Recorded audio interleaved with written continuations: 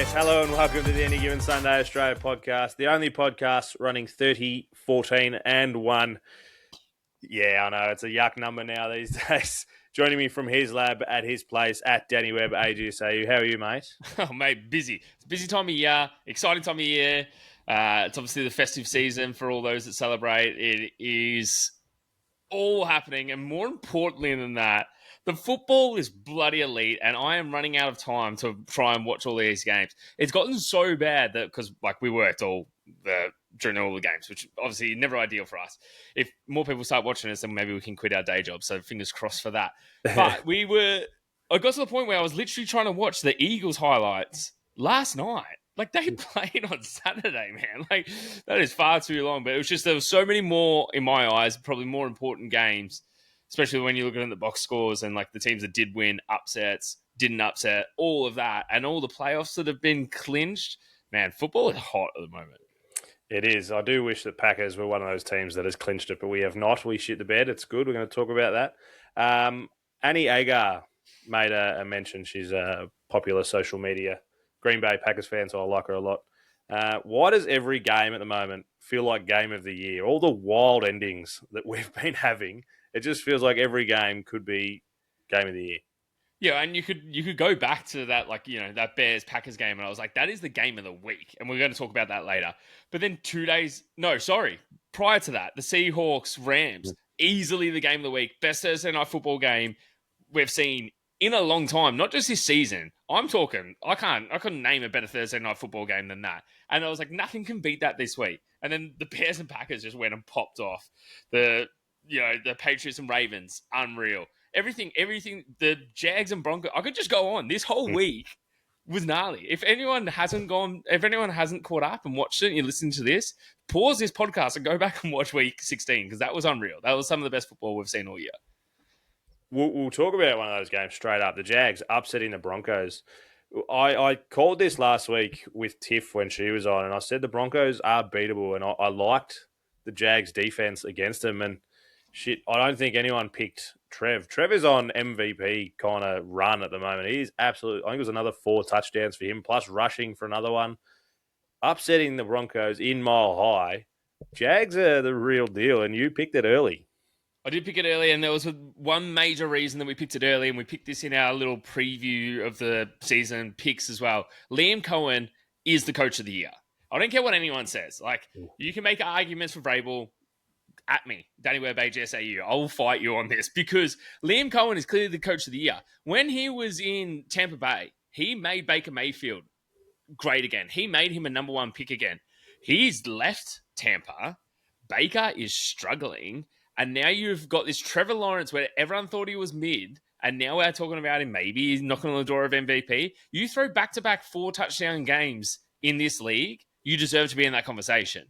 So not only is Trevor Lawrence playing incredible, 13-4 is 100% still on the cards, which is a major win for me. And also the Jags can actually get the number 1 seed, which the Broncos' hopes now after this loss is actually slipping away quicker and quicker. They've got the Chiefs in Kansas City, which probably doesn't matter that much, but then their last game is going to be the Chargers. So if they can't beat the Chargers, which would be a hot game, their chances of that are slipping. More importantly, though, the Jags are playing at the Colts against a ancient quarterback, Phillip Rivers, who just got demolished by the 49ers, even though we're not talking about that game today. It's just finished and just wrapped up, but smoked. And then the final game is at home versus the Titans. 13-4 is not only on the cards, it is bloody likely. And you'll be going back and finding that reel and fucking bringing it up and put it all over the socials. And you picked it. It's a delicious hot take from you. But yeah, I don't think we can go past how well Trevor's playing at the moment. You know, like you said, back-to-back 4 touchdown games. He's just got this offense absolutely rolling. It was about 280 something pass yards, like just effective and just controlling the team. Like we thought he could have the last 3 or 4 years, but you know, and we've mentioned many times that he's been on a coaching roller coaster. He's been like the most up and down for any. I think it was a 2 seed in the end. He got number 2 pick. He's really starting to come of age, and this Jag teams could be dangerous going into the playoffs. They also won. I'm happy to say that they won the trade deadline. They won the trade period as well because they picked up Jacoby Myers. Jacoby Myers has been killing it, like, and another weapon for Trevor Lawrence to have, but like someone that was so needed at the right time. Like a lot of people, like, let's look at the Colts. Gave away, sold the farm, got Sauce Gardner, got whoever else for those number one picks, and then went on to crash and burn after Daniel Jones went out. Like, and you look at other teams that like has had some major trades, like even you and the Packers, like, picking up Michael Parsons, perfect. Well, he's gone, he's injured, he's out for probably 12 months. So the Jags, to me, at this point, and hopefully it's not the podcast curse, but at this point, they 100% have won the trade deadline. I'm pretty sure they just signed him to a 3-year, multi-million-dollar deal. So good on him for finding a home and finding a place going forward. And shit, they're looking good, the Jags. And I like them for that number one spot, especially if they can, get a little bit of help through the Chargers. Like, And playing through the Jags, it's warm down there this time of year. Yeah, and good on Jacoby. Like, how good. Get out of Vegas and go live in Florida instead. I'd take that any day of the week. Get me out the desert and get me to Jacksonville. I'm sure the taxes are great down there as well. So, Detroit. This was a game. I don't know how much you actually saw of this game. It was. I watched quite a lot. It had a bit of repercussions for the Packers. So, getting on Aaron Rodgers, who was 7-0 against the Lions, now 8-0 after this wild ending. And I thought that they'd come up with the trick play to win the game when St. Brown had got stopped at the line. It was awesome defense.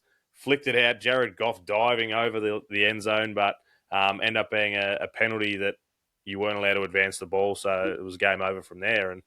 But shit, even the fact they were down 11, I think, with only 5 minutes to go, it was another added to the comebacks for the week. It was a huge comeback, but shit, their season is teetering at the moment. And Goff did so much as well for our 1K club, which we haven't mentioned yet. Shout out at Unibet, which did hit. Not only that, if we had actually got away with our 2K club, that also would have hit. But that was only off the back of the 1K club. The 1K club came in hot. And thanks to Goff as well, if he didn't have those last final 2 drives where he threw pretty much 200 yards in the fourth quarter, it was wild. Like, it was crazy. Like, what a comeback. And then that final play, it was an offensive pass interference on St. Brown, and I don't even think it was meant to be a trick play. It was just a lateral back pass just to try and, like, he was getting tackled, he was stopped, he wasn't getting over the line, so just threw it back to Goff, feeding him to dive over the line. But because it happened on the 4th down, then there was a flag and a penalty with no time left, and it was a 4th down, would have been a turnover anyway, so, like, the Steelers would have walked away with the ball. Wild ending. I texted you afterwards being like, I don't get it. Like, I have no idea what just happened then. Watched it back, watched the explanation and got the rest to re-explain it. But yeah, that was crazy. It was a good couple of minutes of sitting around, Goff pointing, Aaron Rodgers' hands in the air. Like, no one knew exactly what was happening. The commentators were pretty sure that it was an OPI. And it was there. So he ran in and outside of the allowed zone, took out the defender. But even that, like, he was to stop him short of the line with the 2 defenders was an awesome effort straight away. Because if he scores there, it's a different kettle of fish. So the fact that he didn't score made it a null and void. Yeah, and then unfortunately we had a little bit of a naughty boy in this game, didn't we?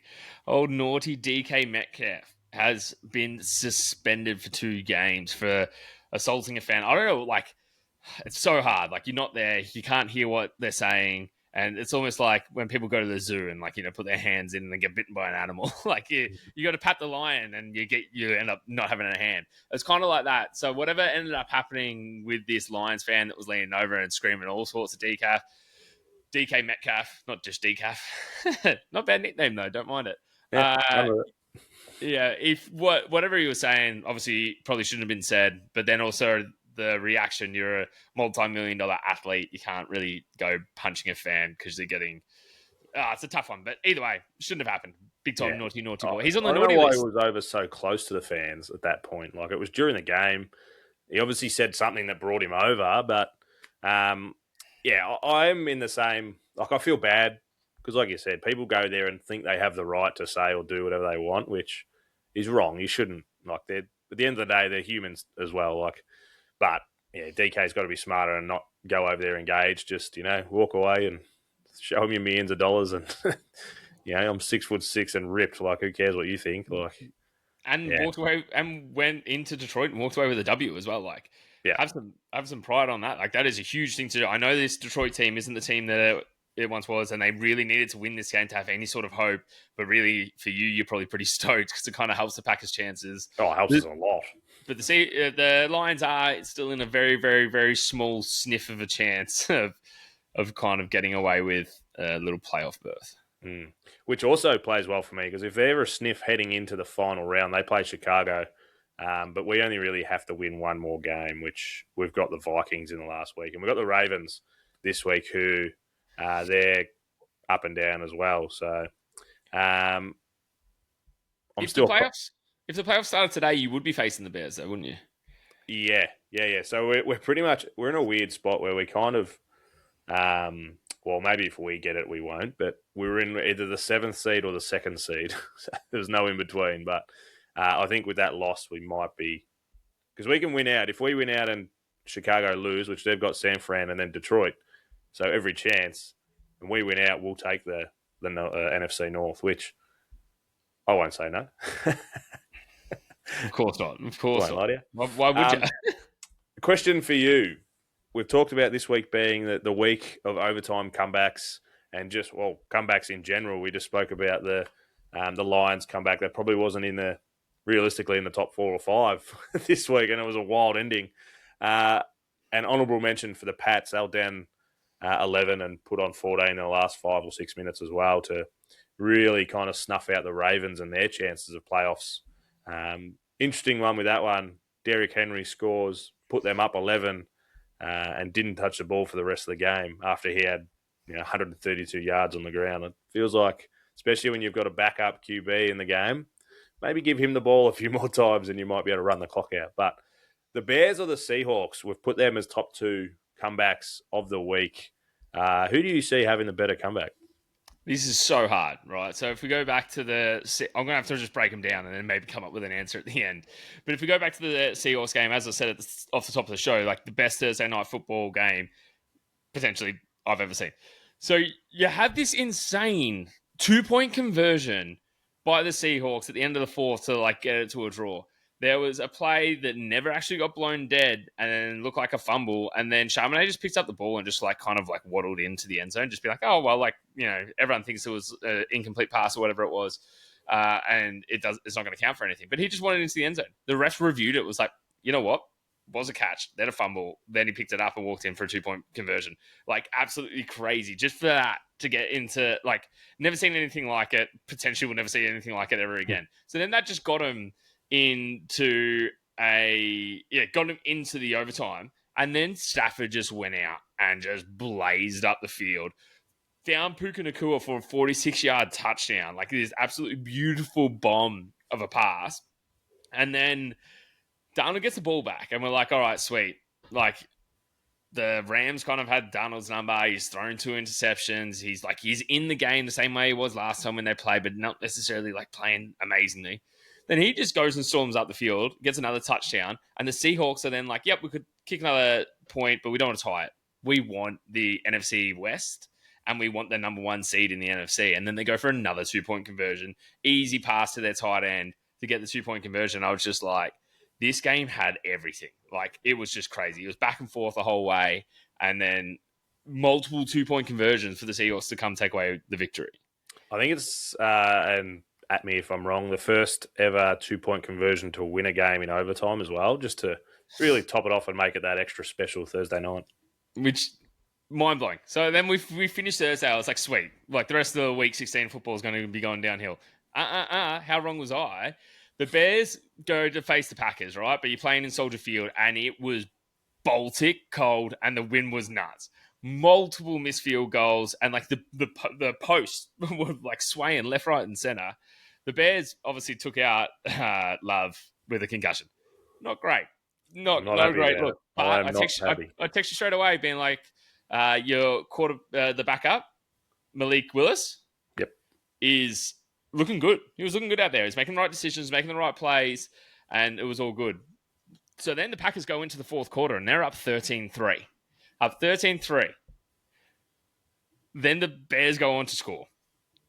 Then they go and kick an onside kick and recover the ball, which is less than 8% that's happened so far this year. Sorry, when they scored the first time it was a field goal. Then they get the onside kick. Then they go and score a touchdown. Now we're in overtime. And then in overtime, the Packers, I don't think they scored, did they? Or was it a field goal? Field goal? Yeah, No, we didn't score and they got it back. And then we thought we got it back and we didn't. And they took it down and kicked a field goal. No, scored a touchdown. It was a touchdown. It was the 46-yard bomb to DJ Moore. So all the Bears needed was a field goal, and they're going to walk away with the game. All they needed was a field goal to walk away with the game. But then Caleb Williams and Ben Johnson draw up this play, and it's a 46-yard pass in overtime when he's already had a pass in the last time they played the Packers that got intercepted in the end zone. Just short-term memory loss, apparently. He's just a goldfish out there and goes and throws a 46-yard bomb to DJ Moore. And I watched it and I was just like, mind was blown. Everyone around me was like cheering, watching the TV. I was like, that was insane. Like whether you're like take your Bears hat off, your Packers hat off, that was just an incredible way to end a football game. Yeah, it was. It took me a little bit of a while before I agreed with you, but I was slapping chairs and throwing shit around. It wasn't good to be around for the next 20 minutes, I'll tell you that. But yeah, it's hard. Like, good on them. Shout out to them. They played better. They played better on the emotion, especially after they got that recovered onside kick. They were up and about, and they just played a lot better than us. Yes, they played against our backup QB, but Malik Willis, he'll go and his contract finishes this year. He'll go and get paid elsewhere, which is unfortunate for us because he's been really good in a lot of key moments, and we're probably going to need him this week. Well, I'm pretty sure that Love will be out. Like, I really wasn't happy with that. I don't know how many times I got people at me and saying, you know, it was just a tackle, he hit his head, blah, blah, blah. I don't know how many times you've tackled someone with your head first, straight into their face. I don't know how legal that is. But yeah, Malik Willis it's no excuse for us to lose with him, and we've got Jacobs and things like that, and they also lost a few wide receivers as well. So we're banged up on each side. They played the bigger moments better, but realistically, we were 2 minutes and a couple of decisions away from clinching the NFC North almost. So it was a hard watch for me. As far as the better comeback, I'm going to put my vote. It's hard that both divisional games, both playing for their pretty much locking up their divisions almost. I don't know if you can go past the insanity of the 2-point conversions back to back in the Seahawks game, and maybe a little bit of my Packers hat on, being a bit salty. Yeah, so I'm going to go for the Bears. Like, that moment to finish it, like, the lads that I was watching with, like, it just blew everyone away. And I think that it was almost like, it felt like a movie, you know? It was like almost like a Cinderella way to end the game. And, like, the Bears being so far down, like, you know, 13-3 entering the fourth and, like, fighting their way back to get actually in the points when they're in overtime. The onside kick recovery, which just doesn't happen. And even when it does happen, the team doesn't go on to score touchdowns. I don't think ever. And then the Bears managed to go on and do that. Like, it was, yeah, you got to give me the Bears. And now the Bears have beat both of us. So, like, I feel a little bit better about myself. Yeah. I can still get my revenge. I did get a message from Adam Denston, who's come on earlier in the year. He's a big Bears fan. But he was gracious in defeat. I think he knows that there's every chance that we're going to play each other again. So that's keeping his mouth just a little bit shut there, which would be nice. If it were to be a playoff game, Packers-Bears, regardless of wherever it is, it'll be an enormous game. But I do feel like Jordan Love stays in the game, it might be a little bit different for us. We've seen a lot of clinching. You said this week, massive week of clinching both for AFC, NFC. The game that's just finished with the 49ers, I want to touch on them in a little bit when we talk about the NFC. They've clinched a few for the AFC. So we've got the Broncos, Pats. Now we've got the Bills, Jags, and I wrote the Denver in there. So Broncos, Pats, Bills, and Jags. They've all clinched. And the Chargers. They're also the 11-win team that has clinched. So not many left in that side, but the NFC is the same. 3 in the NFC West have already clinched. That's huge. And then the Eagles and the Bears. Obviously, the NFC South. Massive win by the Panthers to kind of get that one up over the Bucks. That kind of leaves them in their own control. They play the Bucks in the last game. It's going to come down to whoever wins that pretty much. And the Bears getting a win with the Lions losing has got them clinched. Did you see? Quick thoughts on you've said the Bucks are struggling, but massive win for the Panthers. Huge for the Panthers, and like well deserved as well. Like we said going into the preview episode, like they're a young team, they're a hungry team, they're playing well. Like they seem more hungry than the Bucks do at this point. Like they definitely seem like, because Tampa have been there before. You know, when they had Brady, Tampa went to the Super Bowl and won, and that wasn't too long ago. Like that's still, I'd say, recent enough that there's still players on that team that played in that Super Bowl team, but they don't seem like this Panthers team, which are young, hungry, never been there before, desperate to get there, and really start making more of a name for themselves. At this point, like, it's the Panthers in my mind to lose, which is going against what everyone's saying. Everyone's still going out there saying that the Bucks are the higher percentage to make it. Like, they're in the 60-ish% to make the playoffs, where the Panthers are only sitting at 40. I'm going to take the Panthers from here on out, Like, obviously, they've still got to play Tampa in Tampa, I think, is the final game, which is really what it's going to all come down to. It's going to be an absolute highlight fest of a game. But if the Panthers come in hungry enough, like, to me, in the mental game, the Panthers have got that. And Bryce is another one that we kind of throw him in the Trevor Lawrence. Not quite the same. He's obviously more fresh than Trevor Lawrence as well, but not quite the same caliber at the moment. But balling out at the moment and just playing and there was one play in particular. He was gone for all money. They had him sacked. Was able to do a couple of little spin moves. Caleb Williams, like, get out of it, and then fight his wide receiver for a touchdown. Just smart football at the moment from Bryce Young, and really starting to show that he could be the man that everyone thought he was going to be. Which is good. Like, I always like it when these quarterbacks, like, and he's been benched multiple times, and there was like talks like, was he going to be out the league? But he sat there, he had his medicine, like, learned, like, was great backup, and then came in and then, like, was retaken back to the team and, like, done it with a lot of pride. And sometimes it is hard, like, when these QBs are coming out of college, they're young, they're kids. They're kids going in there expecting to be the captain of these team of adults as well. Like, you're trying to tell 30-odd people what to do, and you're a fresh baby out of diapers. Like, it's always going to take time for the team to respect you, for you to find your feet and get settled. It's a different system to college football. It's a completely different game, and it takes time. But good on him for being able to, like, turn this around and, like, hey, you got to believe out of me. I'm rooting for you. The other, it's the Packers versus the Lions, pretty much. The Packers, we hold the cards. We are pretty much a game and a half with that extra half a game. But so pretty much we win a game, we're good, and I'm feeling pretty confident. Even if it's Malik Willis who plays, who did get a bit of a dinged up shoulder, which is not great on that last play. I reckon we got the Vikings covered in the last game. The race for the number one seed is kind of where it's heating up a little bit as well. The AFC is a bit more wide open. Broncos kind of hold their own fate, being that one game clear, but showed a few cracks this week and a tougher run. Who do you have? Do you think the Jags are the team that are actually chance of taking them, or? I've got to take the Jags, don't I? Like, after all this talk, like, I can't not take the Jags and have faith in Liam Cohen. Patriots have shown cracks. Broncos this week. Like, we spoke so much about the Jags during that Broncos-Jags kind of review. We didn't actually speak about the Broncos at all. Bo Nix, who I absolutely love, and I think he's an incredible quarterback, made some terrible mistakes and some terrible decisions, like he does in these high-pressure games. We've seen it multiple times when he goes to lose, or he puts himself in really bad situations and then somehow manages to, like, Sean Payton draws up a perfect scheme of a comeback.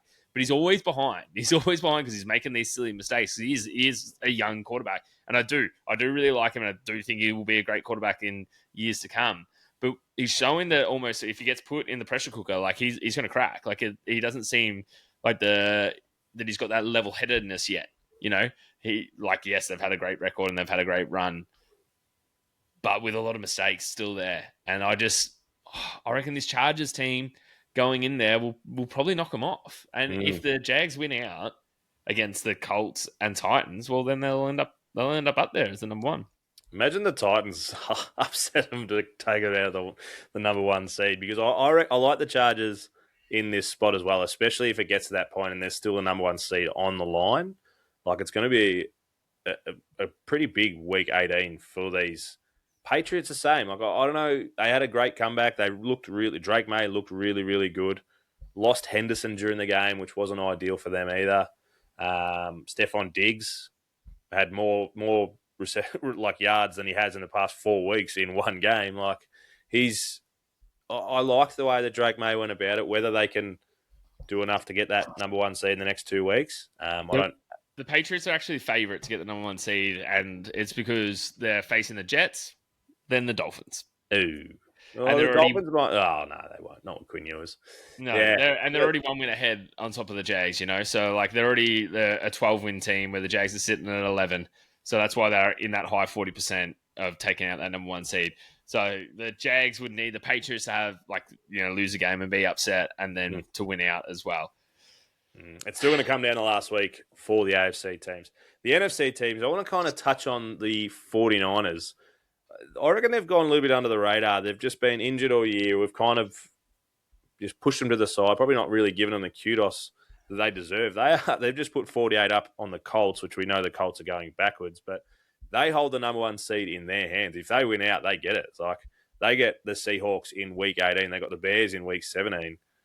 They'd be favourites in the Bears, but that Seahawks game is going to be, I'd say, almost for the number 1 seed. If I don't know who the Seahawks have got this week, but winner of that is the number 1 seed. And that's, I don't know if we've given the 49ers enough kudos to be even in this spot at the moment.